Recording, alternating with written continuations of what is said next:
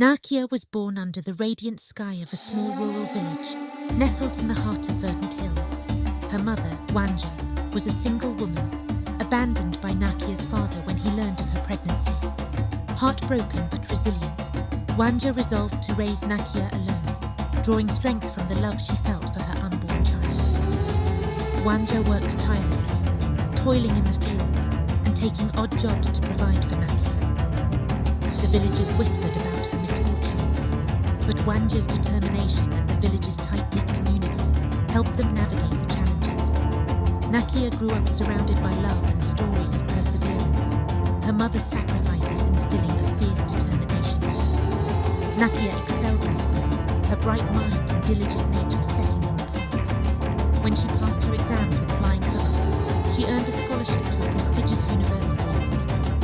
It was a moment of immense pride for Wanja, who had given everything to see her daughter succeed. University life was a whirlwind of new experiences for Nakia. She met people from all walks of life, including an older man named Mwangi. Mwangi was wealthy and influential, with no family to speak of. He took an interest in Nakia, showering her with attention and promises of a secure future. Mwangi proposed a trial marriage, promising to support her and their future children. Seeing his sincerity and enticed by the prospect of stability, Nakia agreed, though she kept this part of her life hidden from Wanja. Years passed, and Nakia became pregnant with their second child. She decided it was time to introduce Mwangi to her mother and formalize their union with an introduction and dowry ceremony. The preparations were elaborate, and the village buzzed with anticipation. On the day of the introduction, the village gathered at Wanja's homestead. Nakia, glowing with happiness, awaited her mother's approval.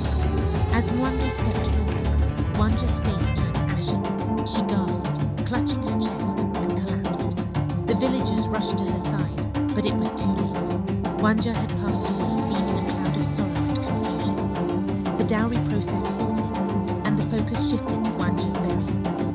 Nakia, grief-stricken and bewildered, began to sort through her mother's belongings. In an old, dusty box, she found a faded photograph of Wanja with a younger version of Mwangi. Her heart raced as she realized the implications. Seeking answers, she confronted Mwangi. Tears streamed down Mwangi's face as he recounted the past. He was indeed Nakia's father, who had abandoned Wanja out of fear and immaturity. He had spent years regretting his decision, unable to reconnect with Wanja until fate brought Nakia into his life. The truth shattered Nakia. The man she had loved and borne children with was her own father, making her children both her offspring and siblings. Nakia faced the village, her heart heavy with the burden of her discovery. The villagers, once curious and judgmental, now looked at her with a mix of pity and shock. The truth was too cruel and bizarre for anyone to fathom. With a strength reminiscent of her mother's, Nakia decided to leave the village. She moved to the city, determined to build a life for her children free from the shadows of the past. The memory of Wanja's sacrifices and the love she had always shown fueled Nakia's resolve to rise above the tragic twist of fate.